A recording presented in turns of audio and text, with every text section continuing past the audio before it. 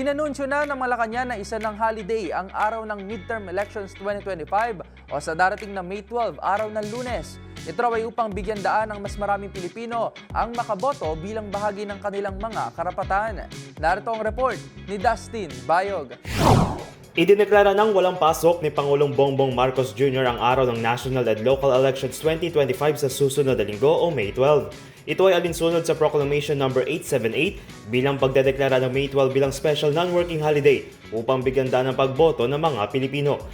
Base naman sa datos ng Commission on Elections o COMELEC, aabot sa higit 68 milyong Pilipino ang kasalukuyang rehistradong botante, hindi pa kasama ang 1.3 milyong overseas Filipino voters. Kaugnay nito, nagsimula na rin ang COMELEC sa pamamahagi ng balota sa Metro Manila na aabot sa 7.5 milyong official printed copies.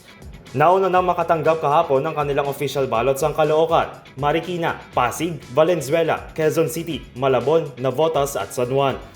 Samantala, ngayong araw ay asahan mabibigyan na rin ng balota ang Taguig, Maynila, Makati City, Pasay, Las Piñas, Mandaluyong at Parañaque. Para sa DZRH TV, ito si Dustin Bayog.